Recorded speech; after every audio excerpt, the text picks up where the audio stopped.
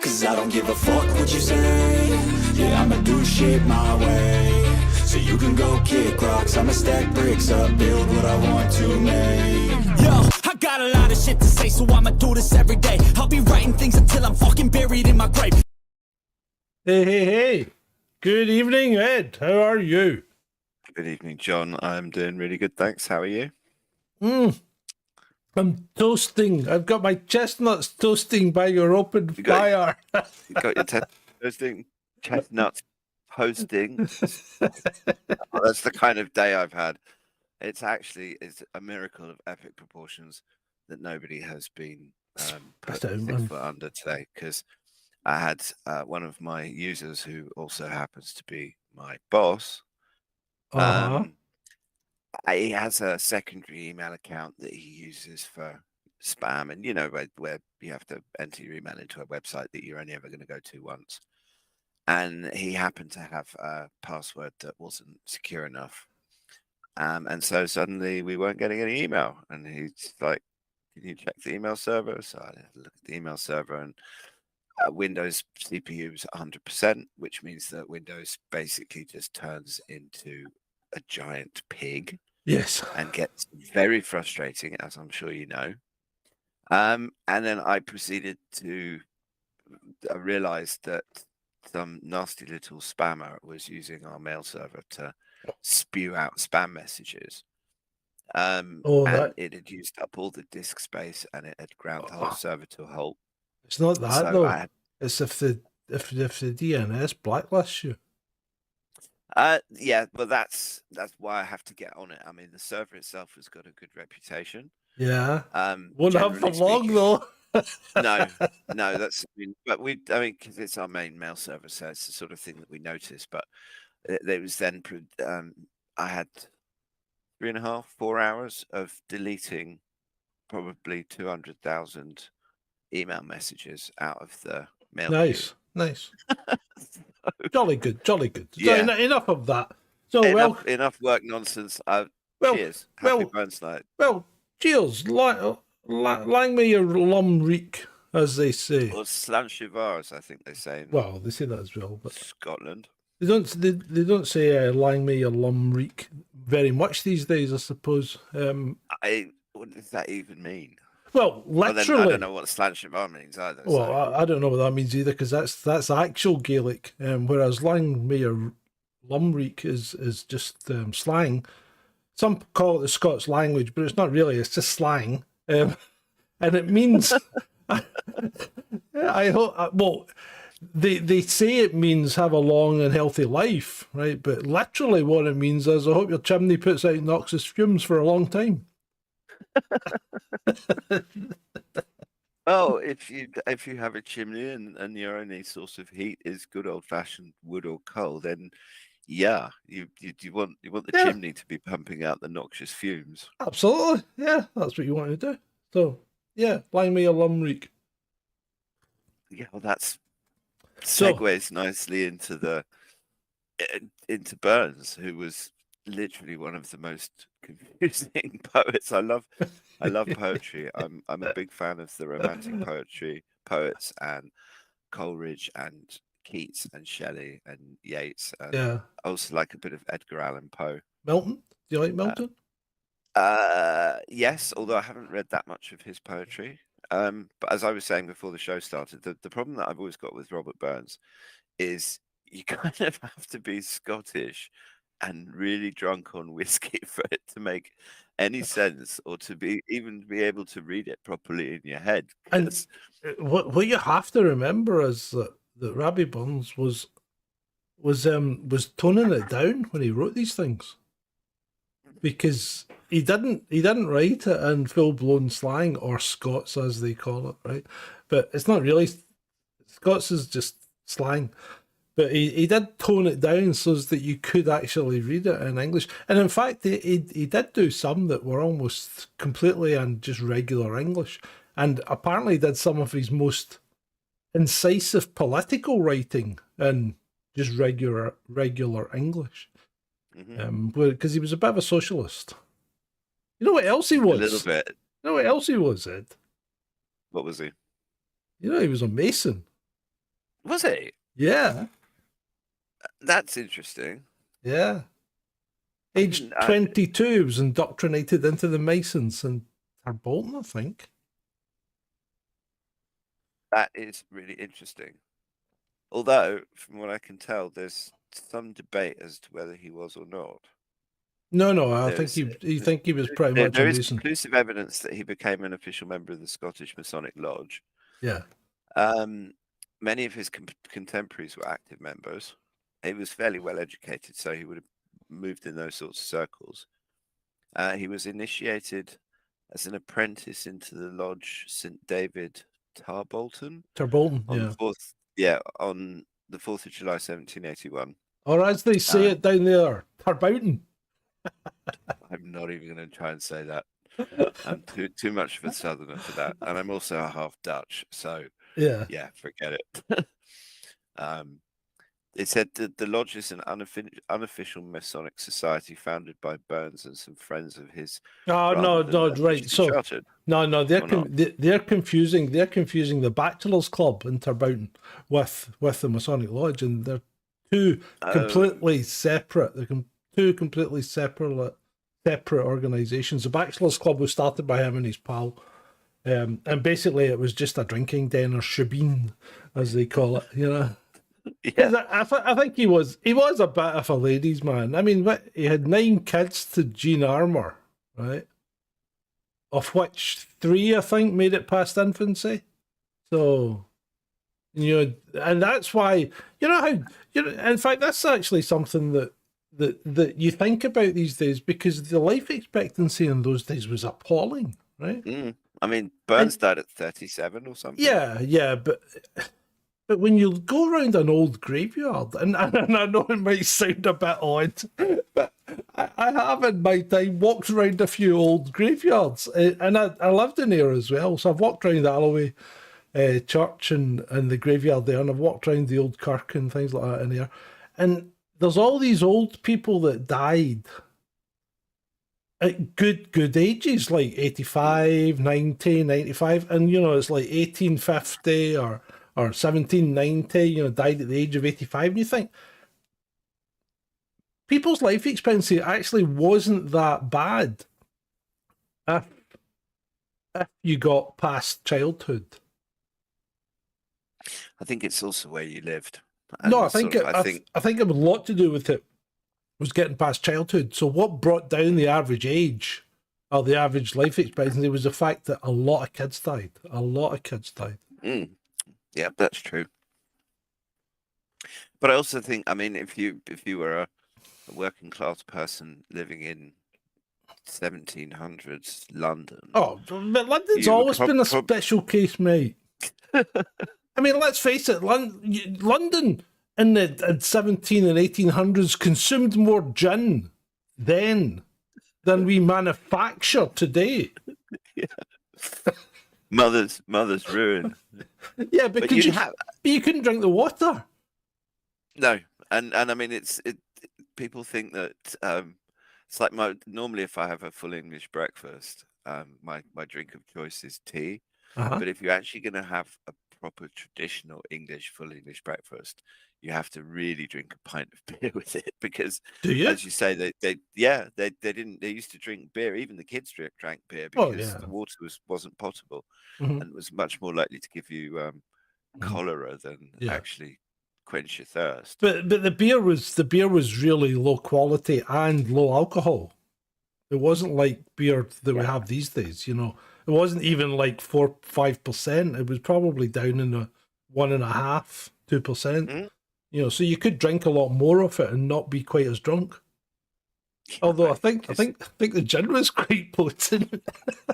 I think the gin was very potent, but that actually came from that's the Dutch influence, because there's a whole bunch of things from that. Because I'm not sure if the Anglo-Dutch Wars, I think they were in the 1700s, and expressions like Dutch courage, for example, was a reference, because the Dutch called gin jenever, right? And I, one of my one of my very first, because I spent my teenage years in the Netherlands, and one of my very first drunken experiences was on Jenever. And the Dutch drink it, they don't drink it like gin and tonics and stuff. They have it neat in these like long, kind of thin, curved glasses. Oh, I mean, you know what gin is, don't you? Yeah. It's just flavored vodka. Yeah. Yeah. Pretty much. They use gin baskets. The way that traditionally is, and the gin baskets actually act as a the moonshiners call it a doubler, where you basically have your pot with your mash, your beer in this case, and you heat that up and the alcohol evaporates and it goes through the pipes, and then instead of just going straight into a condenser, which is your bucket with your worm, your copper worm in it, it goes into an intermediary stage. The moonshiners will call it a thump keg because they will generally use a wooden barrel, and when it's running, the thing makes off an audible thumping sound.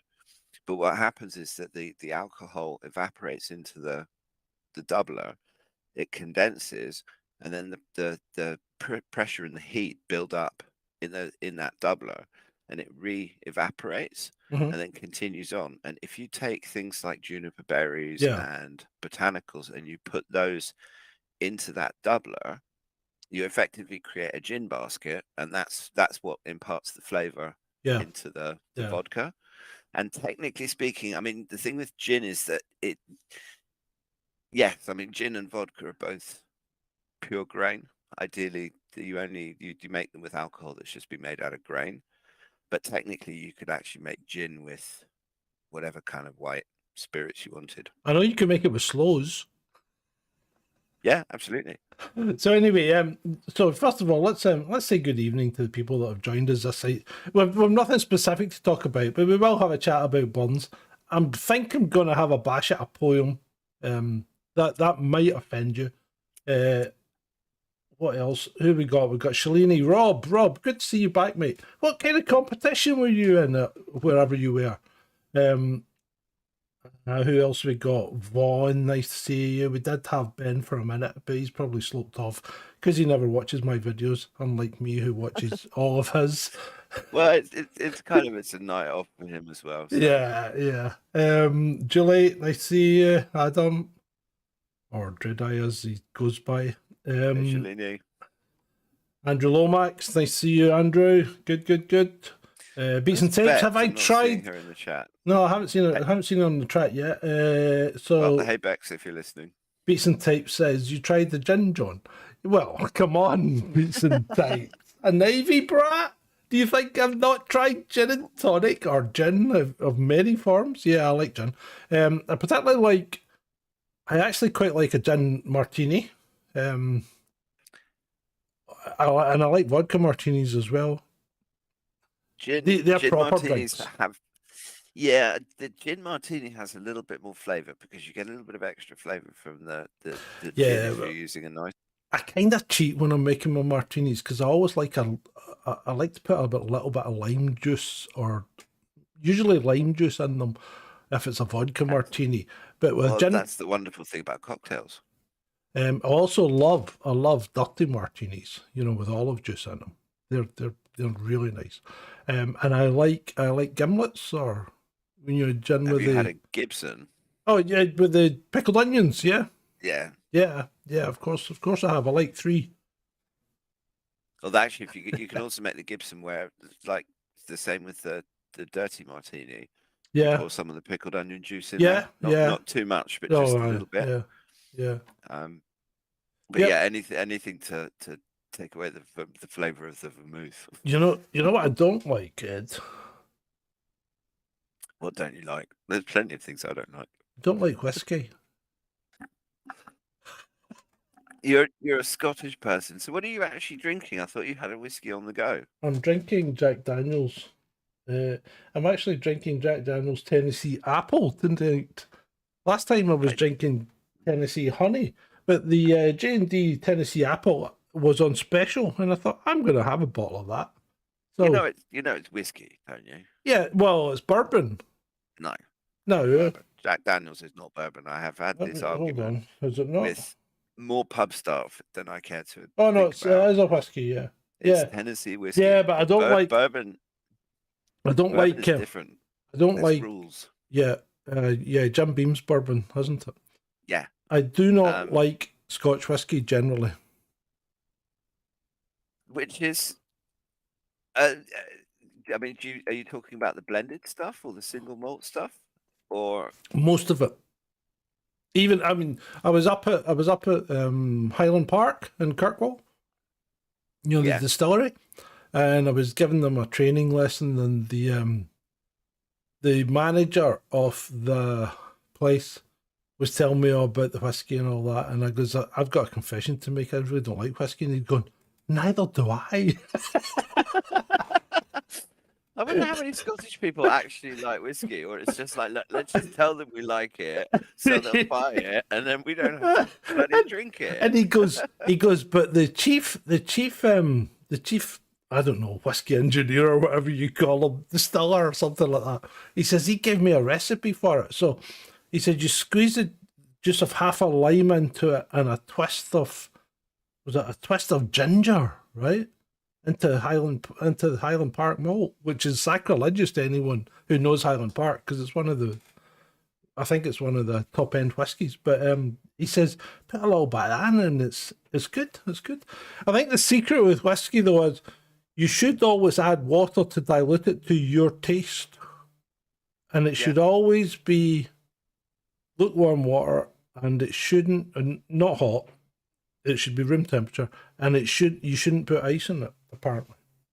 Yeah, no, that's for the flavor. It's the same actually with most spirits, like bourbon, particularly the ones that are sort of 40-45%, because once you get to that strength, you get a lot of the alcohol just evaporates as soon as it hits your tongue. Yeah. And by adding some water and diluting it down a little bit, it essentially slows it, proofs the alcohol down. Yeah. And you'd also want to use really pure, like either distilled water or like really well filtered spring water or something. Yeah. I mean, ideally, if you were going to be properly puritanical about it, you'd actually want to use the same water that the whiskey was made out of, because I've learned that myself from experience, that the water that you use, it's one of the reasons why a pint of Stella tastes completely different if you're drinking it in Belgium. Yes, it compared does. to if you're drinking it in the UK. Yeah, and that's because in the UK it's brewed in Newcastle. Yeah. And obviously it's using Newcastle water. They're not going to There's ship not water over from there's not Brussels. much good comes out of Newcastle, is there? But there's some fun facts if you're interested in the difference between bourbon and whiskey. There you go. There you go. The first is the base ingredients. Bourbon is made primarily from a mash containing at least 51% corn. Other whiskies are generally made using grains like rye, wheat, or malted barley. Yeah. Location is the other one. To be called bourbon, the spirit must be produced in the United States. Bourbon owes its name to Bourbon County, Kentucky. And whiskey can be made anywhere in the world. Popular whiskey origins, obviously Scotland, Ireland, Canada, and Japan. The Japanese are massive fans of whiskey. Oh yeah, they are. Yeah. It's also barrel aging. Bourbon must be aged in new charred oak barrels. Whiskies use a wider variety of oak barrels that may be charred, uncharred, new, or used. Yeah, sometimes you use like sherry barrels, don't they? Mm-hmm. And the barrel requirement is one of the things that gives bourbon its distinctive flavor. Another one is spelling, interestingly enough. Bourbon whiskey doesn't contain an E. You have an E in whiskey in Scotland. And, no. You have an E in whiskey if it's Irish, and you don't have it if it's Scottish. Oh, I thought it was Scotch. Okay, no, it's Canadians. I think the Americans and Canadians use E as well, but I'm pretty sure the Irish put the E in whiskey and the Scottish don't. And also alcohol content, where bourbon tends to have slightly higher alcohol content at between 40 and 50%, which is 80 to 100 proof if you're an American. Whereas whiskies are generally about 40%. Yeah. Which is also, that's actually around about the percentage that you get if you don't have the doubler. The moonshine is like the doubler because you increase the amount of booze that you make. Yeah. Yeah, so you can transport more booze and then water it down at the other end. Yeah, absolutely. Yeah, so you're condensing it, aren't you? You're compacting it so you can get more for your buck once you cut it at the other end.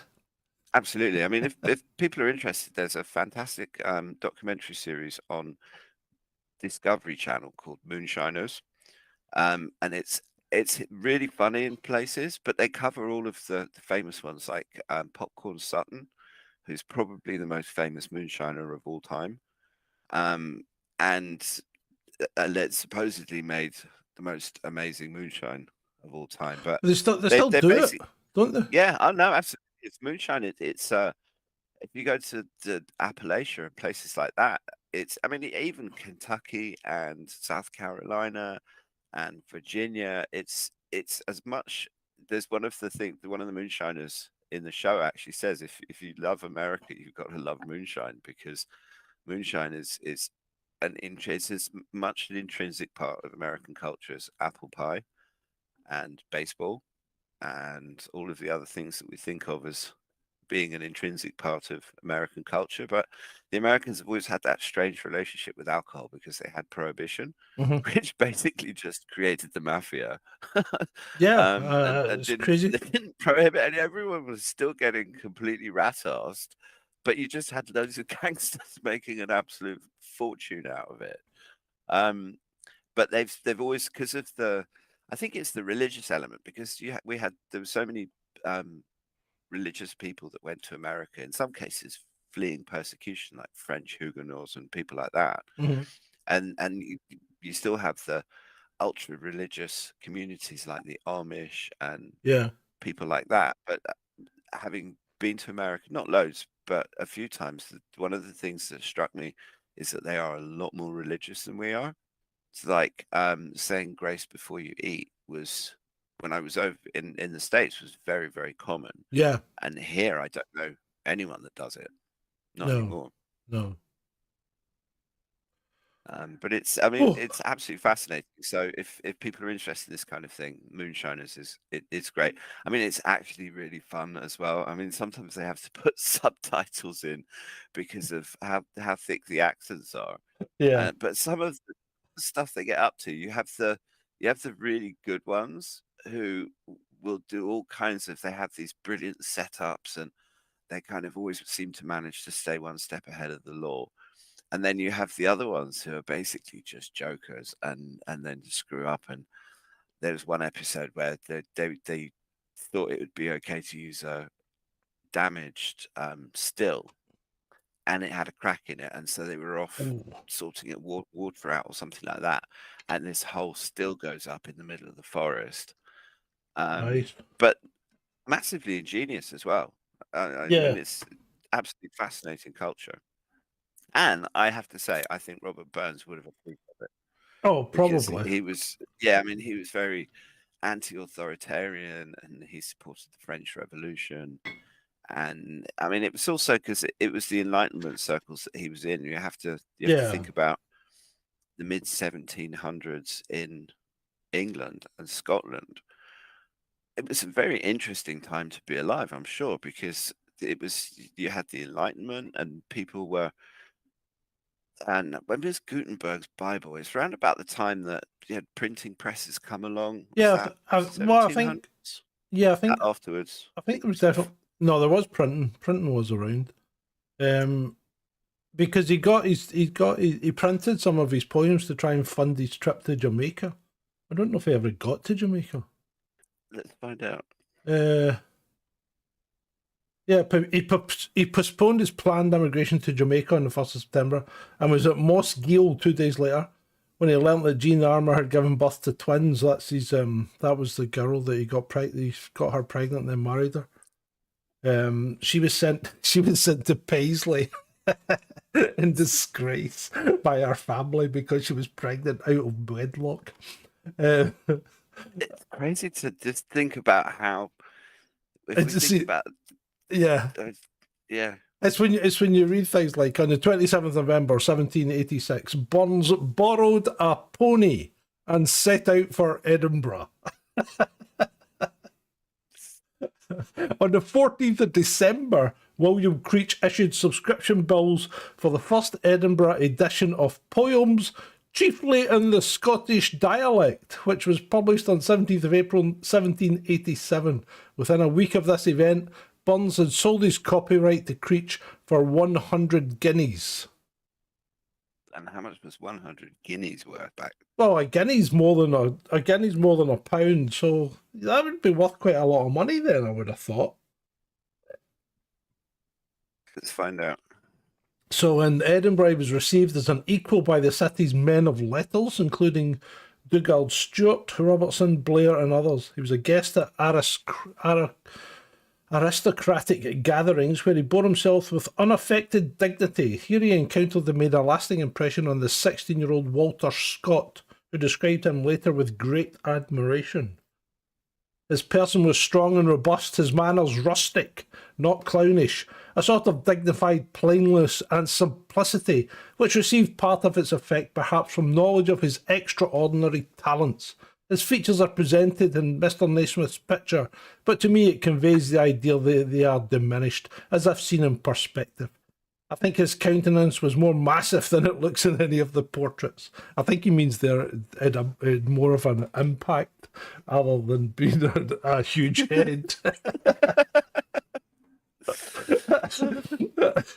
Oh, yeah, that's funny. Yeah. Now, just looking at, right, so the guinea, a guinea was a coin worth 21 shillings or £1 and 1 shilling in pre-decimal British money. So 100 guineas would be equal to £105 in 1750. According to the Bank of England's inflation calculator, £105 in 1750 would be worth approximately £17,700 in 2023 prices. That's not to be and sniffed for at. our American cousins, that's about $21,000. Not to be sniffed at. Well, no, it also just shows you what the Bank of England has done to the value of the pound in a few hundred years. Yeah. But I also, that was another one. I'm post new money in the sense that I've only ever known pounds and pence. But that whole old money, like the shillings. Like my granny used to give me a sixpence or a threepenny bit. You know, 3 pence was a piece, and it was, I think it was hexagonal. A sixpence was a tiny silver thing. A sixpence was actually like an American dime. If you know the 5-cent piece that the Americans have, a sixpence was very close to that, and it looked very similar. A threepence was 6-sided hexagonal and kind of bronzy coloured, and the penny was big. You know, a single penny was big and brown, basically. Penny was probably like about the size of a 50 pence, but thinner and completely circular. There was no edges on it, you know, like no.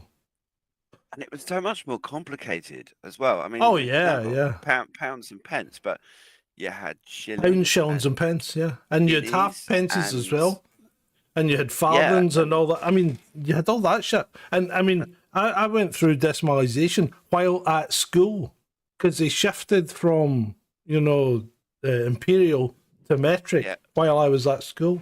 That was a scream.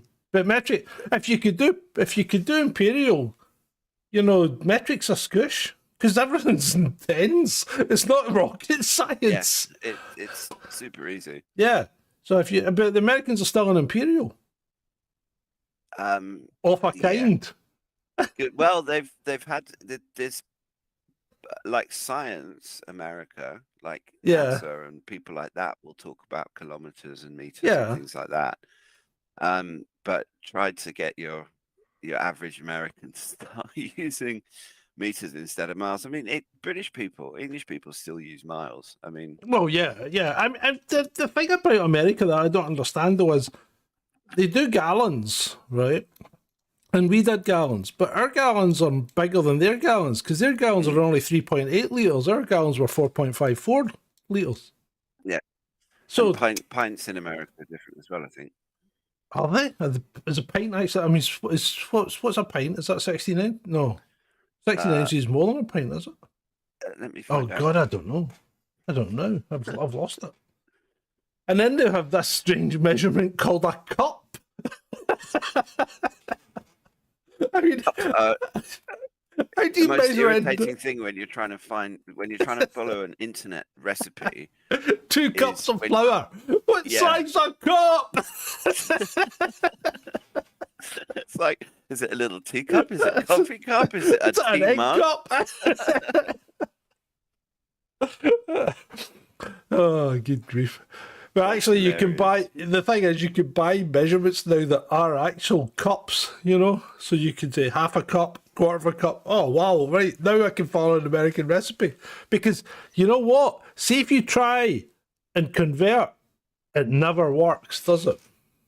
Right, no, and UK and US pints are not the same.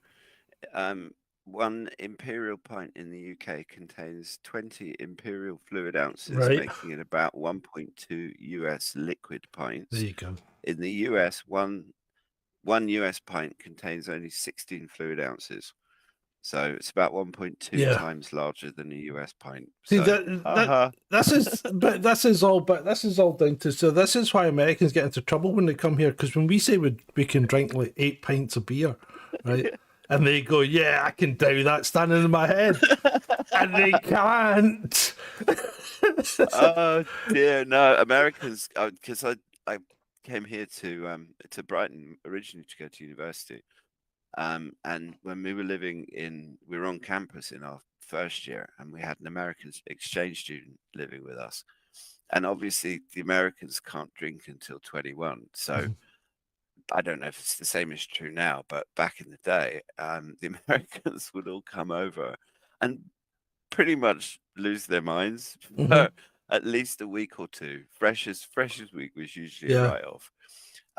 But this friend, she discovered snakebite and black, which I don't even think that they serve it anymore. But it's a half pint lager. Yeah, half pint cider and a dash of blackcurrant. And a blackcurrant top. Diesel. Diesel, we used to call it. Yeah, and the problem with that is that if you drink 6, 7 pints of snakebite and black, and then you go back to your digs and you have the smallest, tiniest little toke on a spliff, you're literally, because we all had sinks in our room, and hers was always purple by the end of the night. It's just craziness. So yeah, that's pints. What are we talking about next? I don't know. What do you want to talk about? Forest stuff. That's it.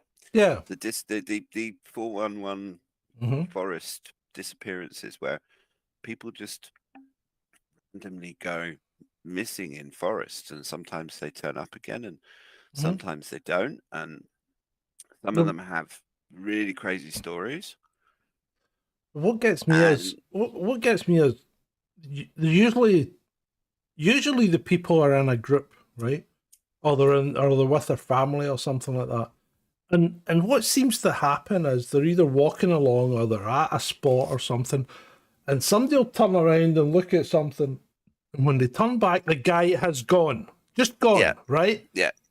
And I mean, it could be a kid, it could be an adult, but they've just gone, completely disappeared. And you'll run down the trail one way or the other way or whatever, and there's no trace. And then either the guy's never found again, or in some cases, particularly with the 2-year-old boy, I don't know if you read that one, who was found 2 days later, 12 miles away. Yeah. 12 miles away? Was that the one that was talking about his grandmother or some relative? No, about the cat. That let him off? He was talking about a cat, right? Oh, no, that was a different one. So this boy was found on a rock in the middle of a river, right? Lying on the rock with his clothes folded neatly beside him, right? He was unharmed and he was alive. And he kept talking about the big cat. I mean, the one of the little boy that I heard, the story, he just disappeared. Same, his mother literally turned away for a split second. Yeah. And when she turns back, he's gone. Yep. And they had a massive search out, and they were searching for days and days. And in the end, they found him. I can't remember how far away it was, but it was quite far away from where he'd last been seen. And he was telling stories about I think his grandmother. Right. He used a funny name for her, so I'm not sure Yeah. whether it's grandmother or whatever, but Yeah. his mum was there, so I'm assuming it was his grandma. And that she led him off into a cave, and but there's so many of these stories. This is what I was quite shocked when I started looking into it, because Bex, I'm not sure if she's listening, but she's really into this stuff, and she's sent me a few videos and things like that. Yeah. And when you actually look at it, it's not just a few people, it's lots and lots and lots of people Yeah. that just disappear. And some of the stories surrounding it are absolutely crazy. It's like people that have been dead for ages, or animals, or whatever. And you just, I don't know. When you see things like that, if there's one or two stories, you can write it off as a coincidence, or they're a bit drunk, or they're messing around, or whatever. But when it's hundreds and hundreds of them, it does make you wonder if there's not. I mean, obviously, It's there's plenty weird. of stuff. It's very weird. Yeah. And it's a great sort of topic for a fireside conversation, because yeah. I mean, speculation. I mean, you can speculate as far as your imagination can go. I mean, alien greys, interdimensional reptilians, ghosts, Well, animals. there is this theory that Sasquatch is not of this earth, strictly speaking, but is going through portals. You know, and coming in and out. Yeah, I've heard things like that. I've heard portals. I've also heard that somehow the creature, whatever it is able to naturally move in between different dimensions, which is why they can seemingly just appear and disappear. But I mean, anything's possible. I mean, like predator invisibility, who knows? But it's quite. It's weird though, because the adults and children who end up returning, they're not. I mean, they're usually shaken up, but I didn't see a lot of stories of them being massively injured, or looked like they'd been beaten up, or experimented on, or had like anal probes or anything like that. You had to go there. You had to go down the probe. I'm blaming the alcohol. That's my excuse, and I'm sticking to it. Oh dear. Well, we're talking about aliens. Someone had to mention it. Yeah. Well, yeah. I know. Everyone was thinking it. But did you look into the stairs?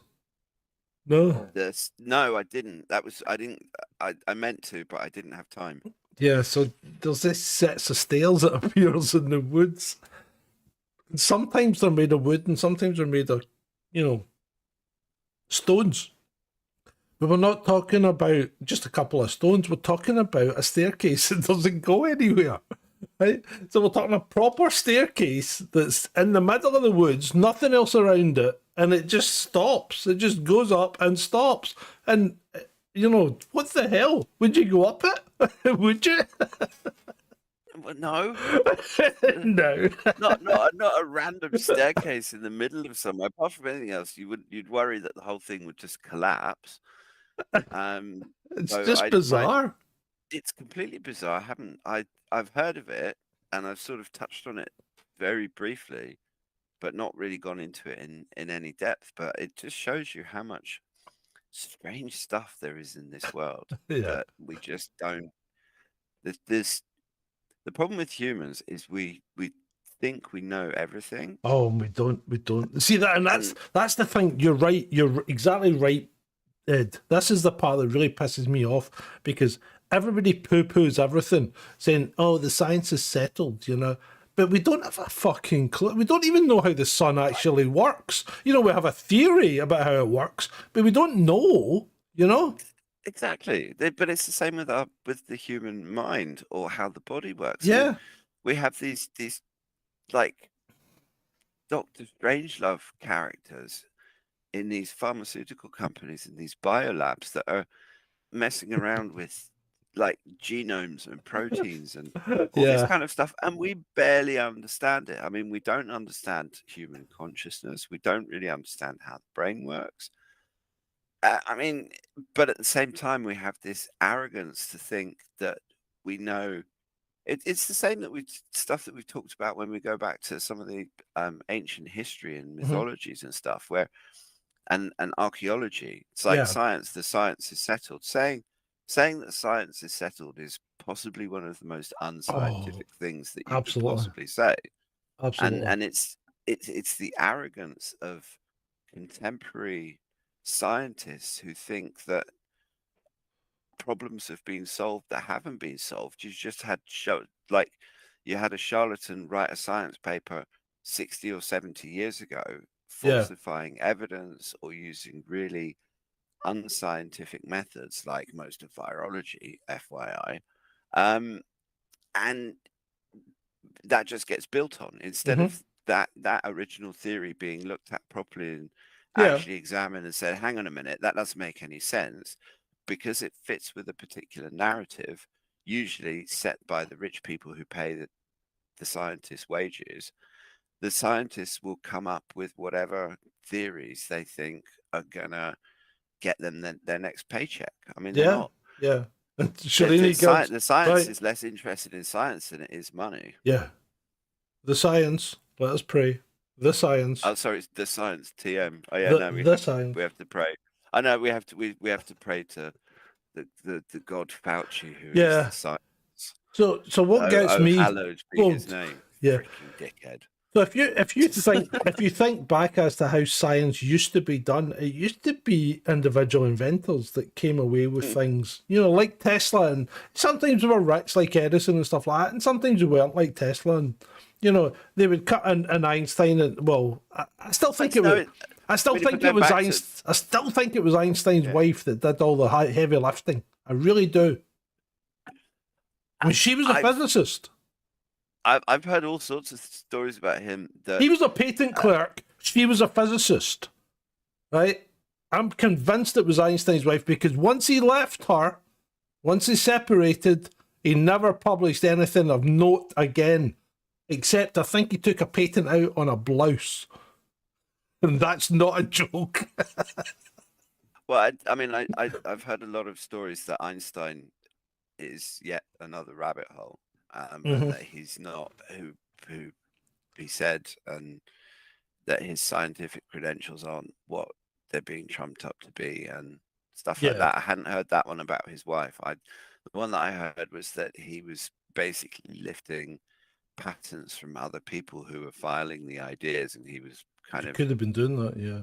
putting them together and combining them, and then essentially stealing the ideas, I guess you could say. But you look into his wife. I think she was a Hungarian, right? Which would be right because he was Austrian, wasn't he? So Austria-Hungarian enterprise. But yeah, I think his wife did all the heavy lifting. Yeah. And I don't think. I mean, we look at people like Oppenheimer and Einstein and people like that, and we think of them as somehow, because they did what they did, that they're somehow a level above current scientists. But actually, when you look into their lives and you look into the state of the science at that time, you realize there's just as much chicanery going on back then as there is now, and just the same moneyed interests and Rockefellers and all these other famous names that we constantly talk about. Look at the guy that invented the diesel engine. Diesel, right? Yeah. I mean, Mr. Diesel. Yeah, Mr. Diesel. Mr. Diesel's engine, you know what it ran on? Anything. Yeah, basically. Anything combustible that I mean, but I think he was using some kind of vegetable oil, I think, to start with, right? Because his diesel engine would, and that's the beauty of a diesel engine. You can make it run on anything. That's why the Russians still put diesel engines in their tanks, because they'll run on anything from used cooking oil all the way up to whiskey. You can put anything in it and it'll burn it and it'll run. Yeah. Whereas if you go and buy a fancy Abrams which uses a gas turbine, fucking no chance. Yeah. They're not, and they're massively heavy as well. And the heat signature is massive. I mean, they've got an arse on them that would fucking tell you on the moon where they are. Now, I don't understand why. Well, I do understand why you put a gas turbine in the back of your tank, because it makes you a lot of money, because the maintenance schedule, it goes through the roof. So these things are always under maintenance. They're always breaking down. So from the point of view of the military industrial complex, it's a win-win situation for you, because you're always fixing them. But if you want to fight, you go and buy yourself a Russian T-72 or a T-90 or something. Absolutely. And as they're discovering in Ukraine, your vaunted Abrams can be laid low with a 2,000-pound drone and a little bomb. Yep. And I saw a picture yesterday that the Russian, like they're the equivalent of their engineering guys, they're adapting so fast, because that's what happens in war. In terms of technology, war is one of the things that spurs technology on, like anything. And what's happened is that by the West forcing Russia into the position it's in, with the sanctions, with the war, they've actually jump-started. It's like having nitrous oxide in an engine. They've just jump-started the Russian economy. Yeah. And it's not turned it into war economy, because I mean, if you see some of the footage and pictures and stuff that come out of the more sort of social side of Russian Twitter, for example. Yeah. I mean, some of the Christmas displays that they've had in places like Moscow are just breathtaking. Yeah. And so this is not a country that is being run by a autocratic crazy person that's just turned the whole place into a war economy.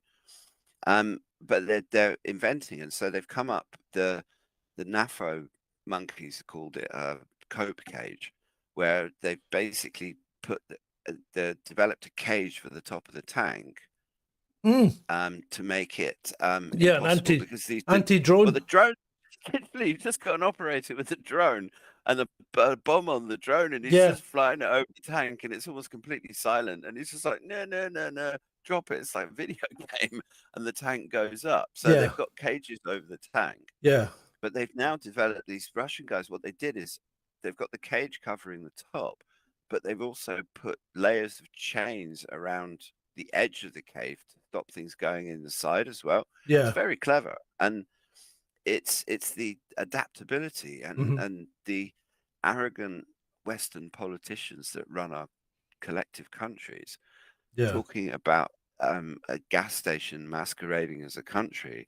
Yeah. And that lasts for about as long as until you see a footage of a Kinjal missile just about to hit the target, and the whole nose of this thing is glowing. Yeah. And at that velocity, you don't even need you don't need to put a block of tungsten or something heavy in it. That was going to be the thing behind Star Wars. It was rods from space, wasn't it? You were just going to fire a big rod down, and it didn't have to have a bomb on it, because the kinetic energy would be so much they would just wipe out anything it had. Yeah, absolutely. And I don't know. I mean, I did international relations at university, and it was many, many years ago, but I've always been interested in geopolitics and international relations and war and all of this kind of thing. And largely, it's like the first chair of international relations was at Aberystwyth, and that was actually just after the First World War, because the academics got together and they decided they wanted to try and understand why countries go to war and potentially what you can do to stop it, and understand all of that stuff. So it's fascinating to me, and all I'm seeing now is my own government making one blunderingly, breathtakingly idiotic decision after another, and going to war. Why would you want to go to war with the world's largest natural resources producer unless you wanted to just repeat your colonial past and steal all the natural resources and just leave the Russians as poor as the Congolese. I don't understand what America's got over Britain, that we have to be on their coattails and do their bidding at every turn. Unfortunately, are we allowed to say dodgy things? Because the thing that you have to understand about the United States and the UK is that our governments are not run in the when it comes to international relations. In America, you have the AIPAC, the American Israeli Public Affairs Committee, and in Britain you have both Conservative and Labour Friends of Israel. And when you look at, and it's as blatantly obvious for everybody to see now, why would our countries collectively be operating at the UN in a way that is absolutely contrary to our interests? What Israel's doing is not in our interests. It's not in America's interests. Yeah. So why is the government doing it? Who has the power? And what is it? No, it's a fair point. Voltaire that said, if you want to find out who rules you, find out who you can't criticize. Well, yeah. And I don't want to get accused of being, this is not about religion. This is not about anyone having any kind of right to exist. Yeah, I know exactly. I know exactly where you're going. Yeah. And I'm 100% behind you, because that is they are the people you cannot criticize. Absolutely. Yeah. And it's, and the thing is, the whole thing stretches back right into the 18th, 17th century, and that figure, that 6 million figure, comes up time and time and time and time again. Yeah. And I mean, even if it's just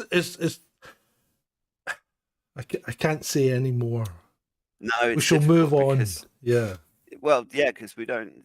Like I said, this is not about religion or anyone having a right to exist. Everyone's got a right to exist. Yeah, it's not about religion.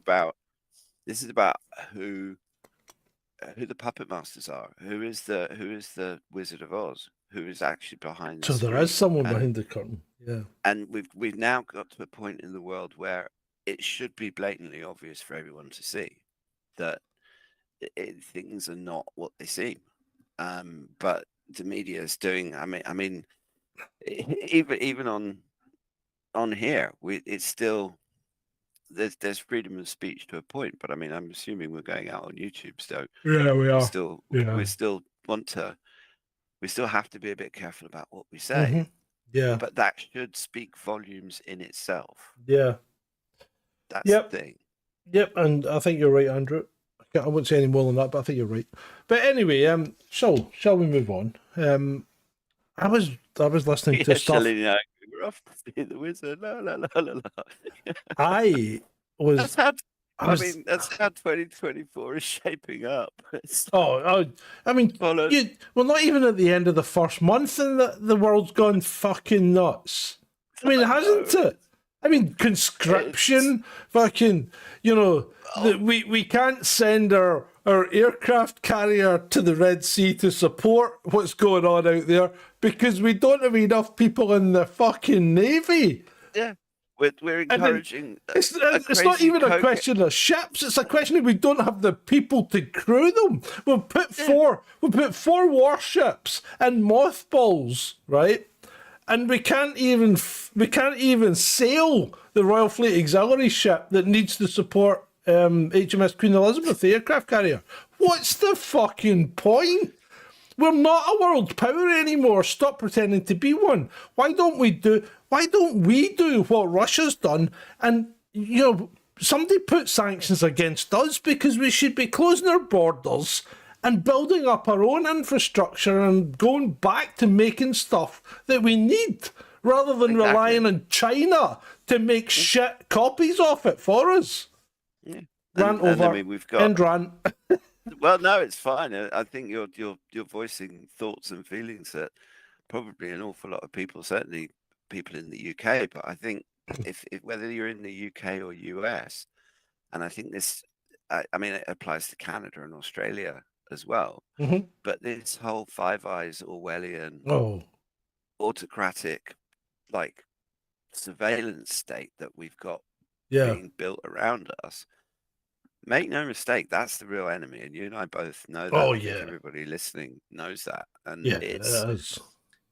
I mean, we can get into discussions of what we do about it another time, but the first trick is to recognize who the actual enemy is, and the enemy is not and never has been who we're told it is, because Putin is, as far as I'm concerned, Putin is not my enemy, but Rishi Sunak is, because he's the one. I mean, you just look at what the government's done and continues to do. Anyway, that's my rant over now. Quite right, mate. Quite right. Just let it out. Right. It's Okay. cathartic.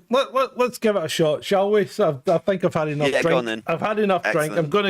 gonna go for it, and I'm gonna go for this poem called "For All That and All That." Right. Which basically, at the end of it, boils down to a man's a man, and every man's a brother. Right. And you know what? Extend it to whatever gender you like, if you so wish.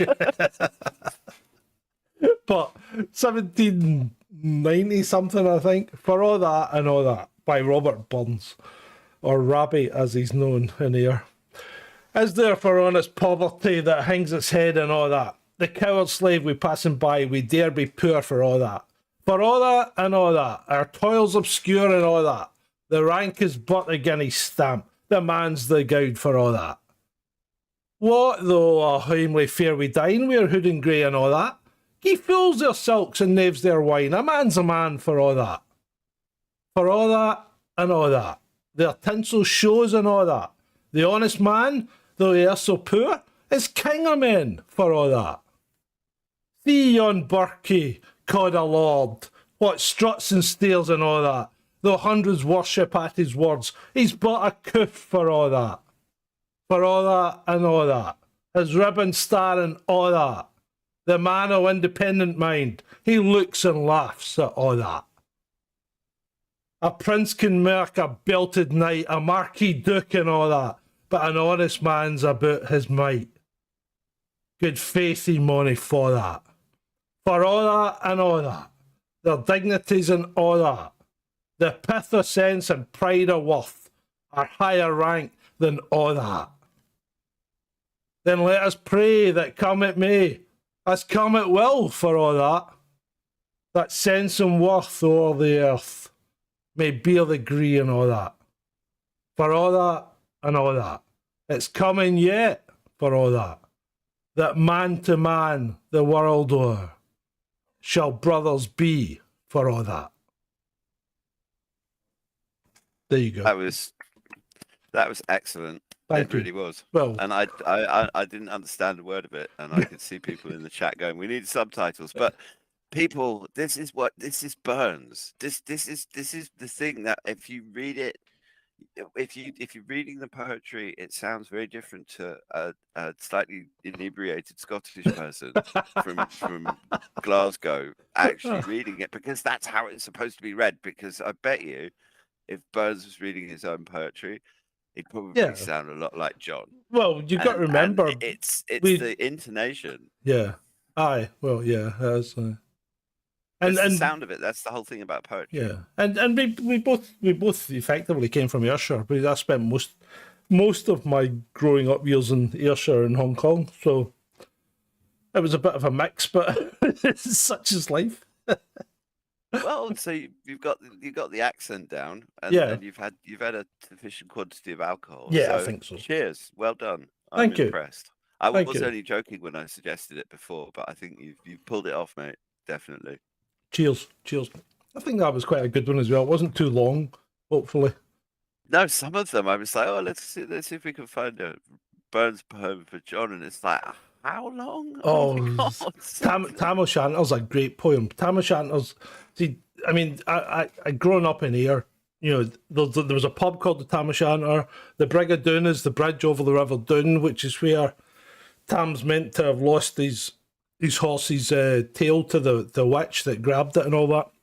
So all the thing, Alloway Kirk, at one point I lived about 300 yards from Alloway Kirk.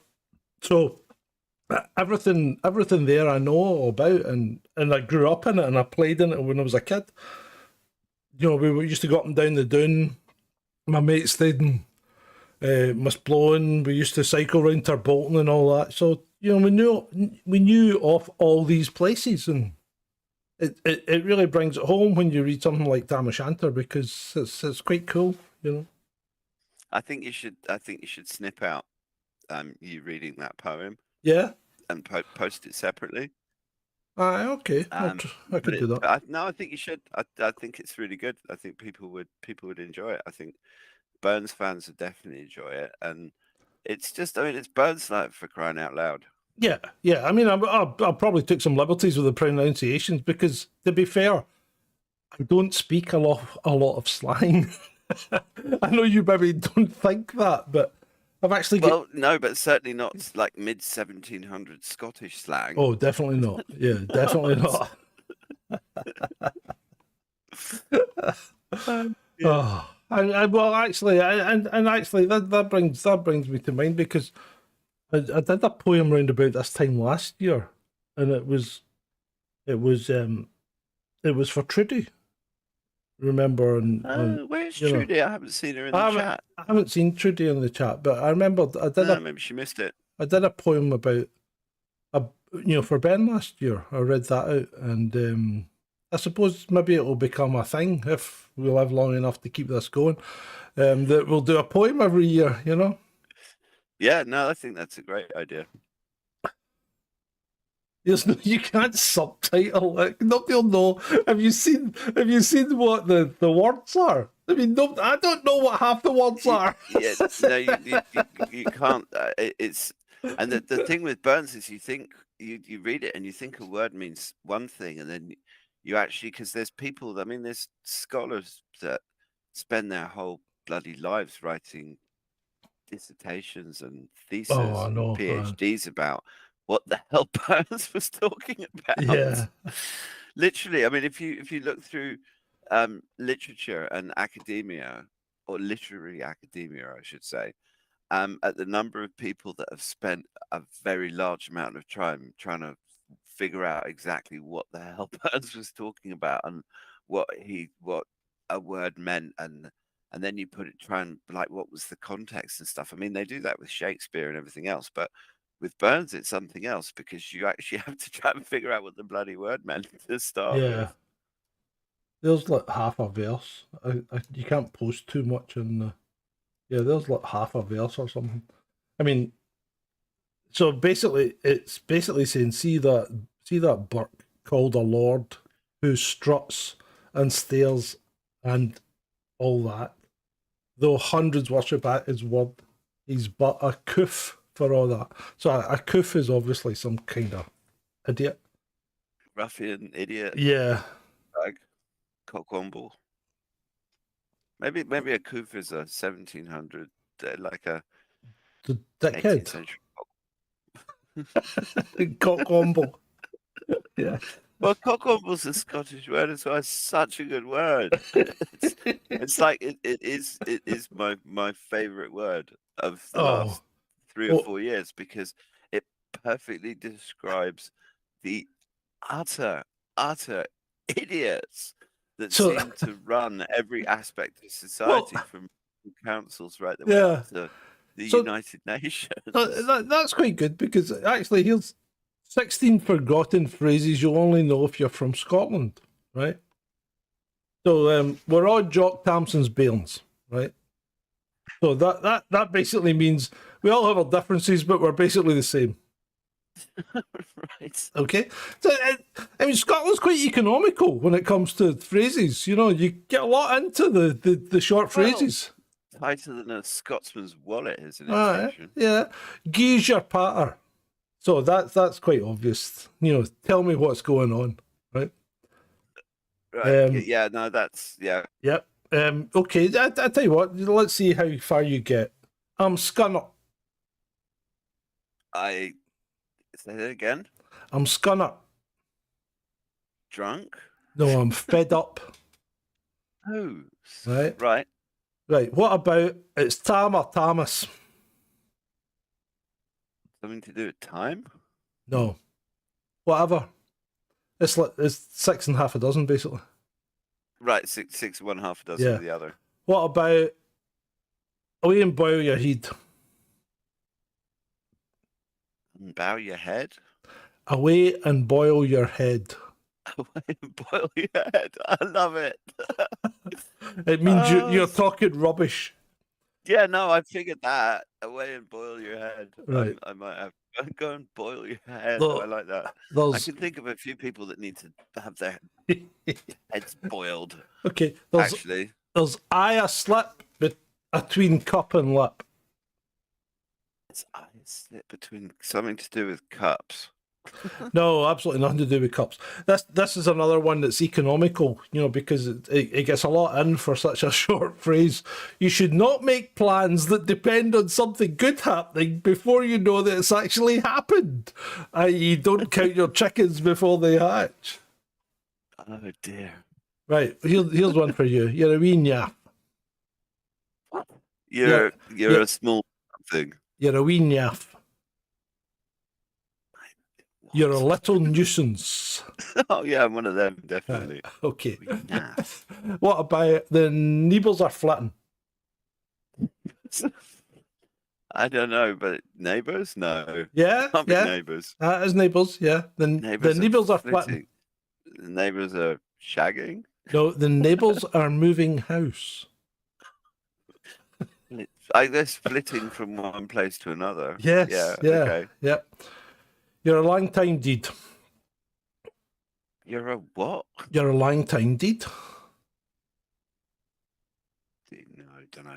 You should make the most of things because you will be dead for a long time. Oh right, you're a long time. Right, I got it. Oh, crying out loud. Yeah. Odds your wished. Odja wished? What? Odds your wished. Oh, shut up. Be quiet. Yep. Hold your mouth. I know that because I've heard someone say that. I think Right. Bex might have said to me. What's for you will no go past you. I would actually say what's for you will no go by you. What's in front of you won't go. What? Well, What's for you will no go by you. what's for you won't go by you. Yeah, what's meant to happen to you will happen to you.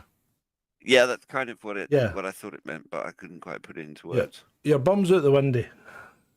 Your bum's out the window. Well, literally, that is it, yeah. Like, get the hell out. No, it just means you're talking shite. Oh, right, your bum's out the window. You're always at the coos tail. You're always at the cow's tail. Yeah. You're always chasing women around. You're always late.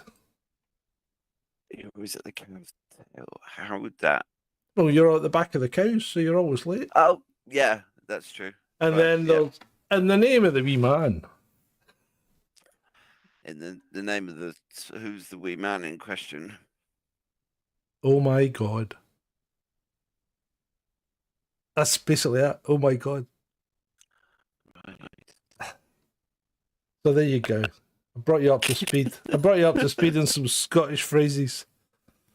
Yeah, How much of the audience we didn't lose any? How did we not lose any of the audience? This is ridiculous.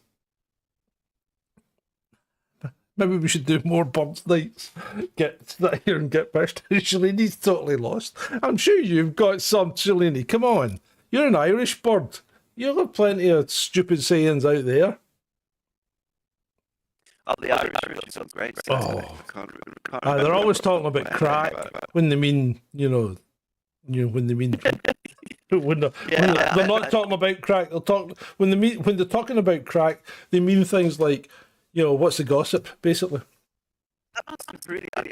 When what's his face? The teacher of school, whatever it's called, the violin. Yeah. I bet it's a bit of a wind up for old Disney because it was talking about crack the whole time. Probably did. You probably thought, "Whoa, I've cracked it here!" Hey.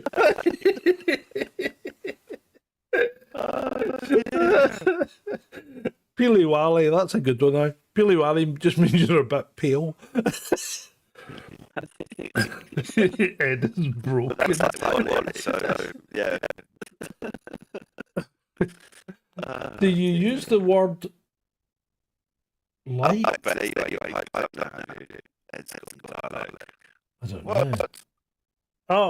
Oh, that's just John, you've not filtered no. voice, have you? No, that's just something that seems to happen, and I don't understand. So this happened the other night as well.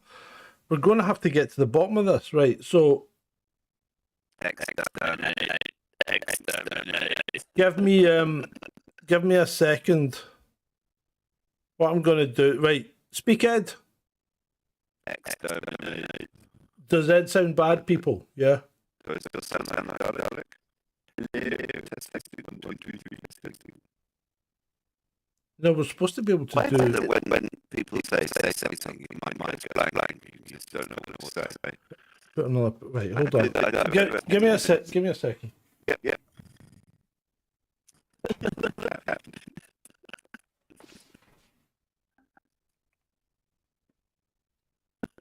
I keep talking myself down without dialogue.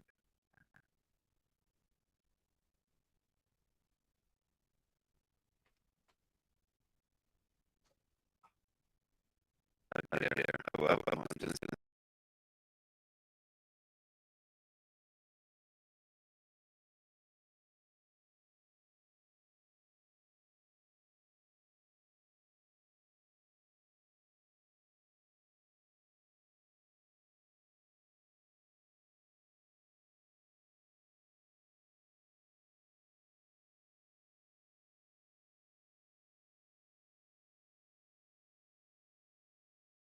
Face it, it's not. This is not something that we're going to do.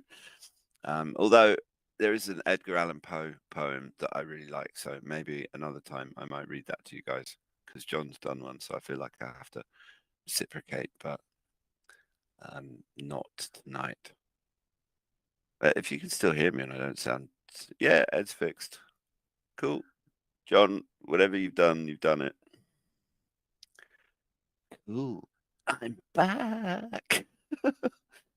Sorry, that'd be the whiskey talking. Note to self, don't drink whiskey on the podcast because you get more drunk than you do normally. And I haven't quite finished the bottle of wine, so yeah, whatever. It's nice. You couldn't do this on mainstream television. Apart from anything else, smoking on mainstream television is really bad. Although, here's a fun fact while we're still waiting for John. Sergei Lavrov, the Russian foreign minister, you know what the coolest thing about Sergei is not the fact that he's actually a diplomatic genius and one of the best diplomats of his time. It's the fact that he smokes inside the United Nations building and refuses to pay the fine. And the last UN Secretary General that tried to call him out on it was Kofi Annan. And Lavrov just turned around to him, took a final drag on his cigarette, dropped the cigarette on the floor, crushed it under his foot, and said to Kofi Annan, "No, soon you'll be gone, and I'll still be here, so no." And Lavrov also, he's clocked up a lot of UN fines for smoking in the building, and he just refuses to pay them. So, yeah, coolest smoker on the planet. John, are you there, or has he disappeared? He's gone. He's gone to the toilet. He's just left me here. Maybe he's...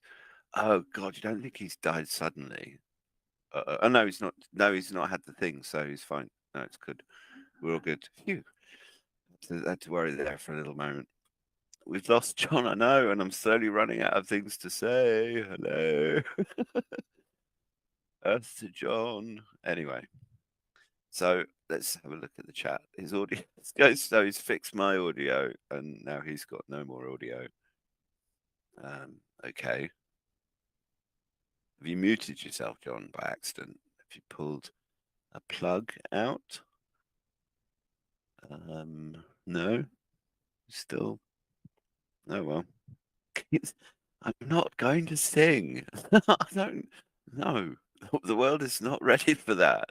Get a bit of paper and just hold messages